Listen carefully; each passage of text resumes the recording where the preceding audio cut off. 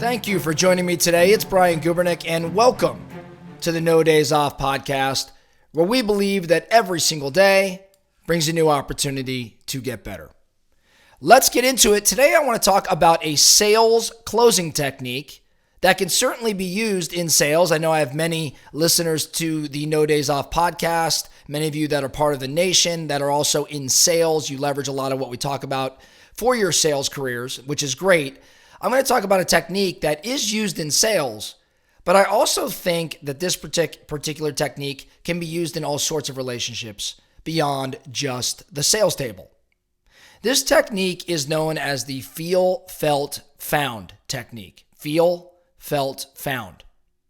I recently was reminded of this technique when I was listening to a podcast where John Maxwell, who in my opinion is one of the greatest communicators of recent history, John Maxwell was talking about the feel, felt, found technique as it pertained to relationships and communication. And it just reminded me of this technique as I had learned it many years ago, and I've used it many times throughout life. And I thought, again, this timeless closing technique would be worth sharing with our audience here. So here's how it works, okay? You are going to be talking with somebody, and they're going to have an objection. This feel, felt, found technique, it's psychological. It's really meant to aid you in understanding where your client or your prospect or the other person is coming from. The reality is that everybody across the table from you, again, sales client or friend or whoever it is you're talking to, everyone across the table wants to be heard. And no one wants their opinions or their concerns to not be considered, to be accounted for. Now, salespeople have a tendency to sometimes not listen or care not to listen. And obviously that is certainly a way to be an ineffective salesperson. Humans have a tendency not to listen to other humans. Instead, we have a tendency to aim to be interesting as opposed to interested. I try to be interesting to somebody versus interested in what they're saying. This technique, feel, felt, found, is one way that you can display that you're listening. It's one way that you could display you're interested. So here's how this goes, okay? Let's break it down. Feel. You are stating to the person across the table, whatever their objection may be, whatever it is that they're stuck on, I understand how you feel about fill in the blank, whatever that objection may be. What you're trying to display is that you're listening. It shows that you recognize where they're coming from, you appreciate where they're coming from, you understand their concerns, you hear them. I understand how you feel. Next, so that's feel. Felt would be making a statement like, many of my clients have actually felt the same way. Or if this is not a business conversation, many of my friends have felt the same way. Many of the people I know have felt just like you. So feel, I understand how you feel about fill in the blank. Felt being many of my friends or many of my clients have felt the same way. Now, when you use felt, this term, what you're really doing is making the person across the table feel a bit better in recognizing that their problem is not an isolated one. It's a form of social proof. You're putting the individual in the majority, whereas maybe they think they're in the minority. No one wants to feel alone. People don't like to feel pain on their own.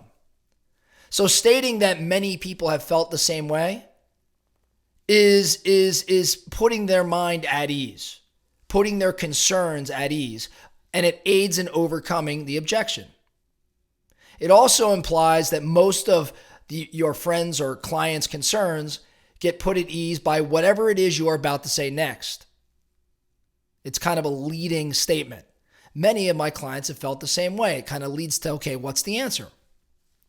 Which leads us to the last component of feel, felt, found, which is found.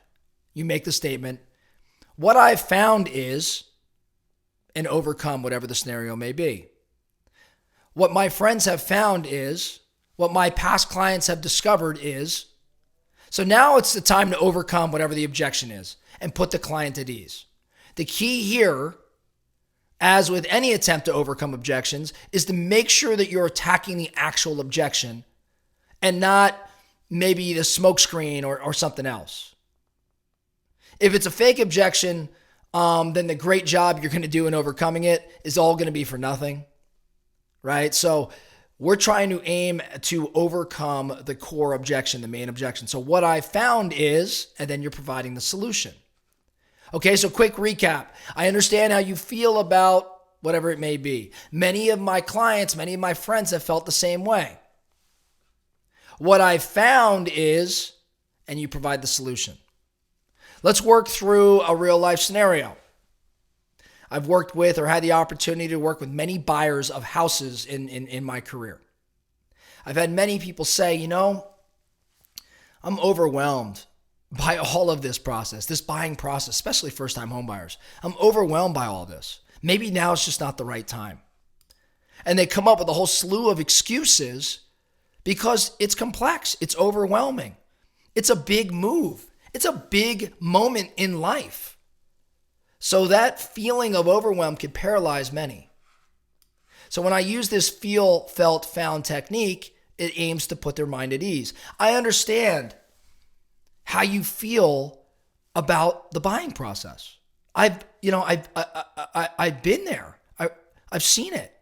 I hear you, like the lender and rates and this big down payment and this commitment to a property, especially first-time home buyers, a commitment to a property like you've never made before. I understand how you feel about this. I can understand the overwhelm. Many of the people that I've worked with in the past, many of my clients have felt the exact same way. It is not abnormal to be stressed around your first major acquisition. And all acquisitions for that matter after that. But the very first one, everyone feels this way. I personally felt this way when I was buying my first home.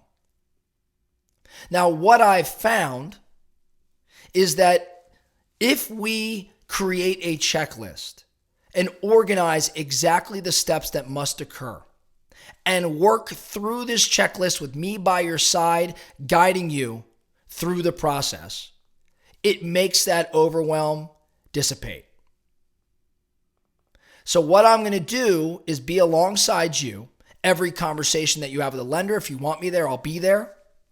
If you want to walk through the home multiple times, if you want to invite others to get their opinion, I'm there for you. But I will have a checklist of steps that we're going to take. We will leave no stone unturned, and we will take our time and we'll be calculated, and I'll be there with you. That's what I found to be the most effective way to get through this. Now, that's probably a silly example to many of you that are not in real estate sales, but you get the picture. Now, that's a sales use. You can see, though, that you could be sitting across the table from a friend. I understand how you feel about, the argument you just had at work. As a matter of fact, I've been there myself. I know exactly how you feel. I felt the same way. What I found, though, is, and you can provide a solution. So you can see how this is applicable. I can tell you the place where I'm using this most right now.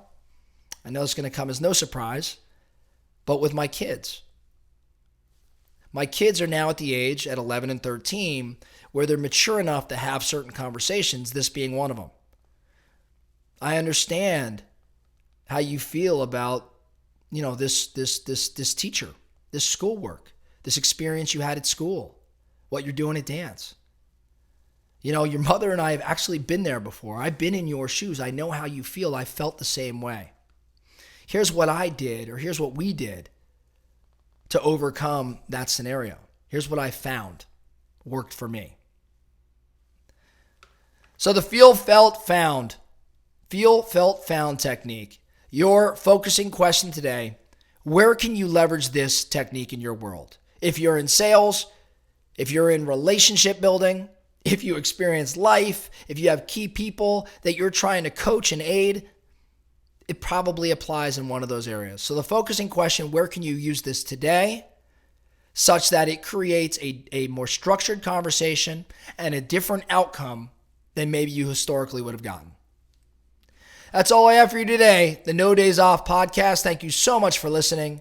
And remember, every single day brings a new opportunity to get better. So let's get after it.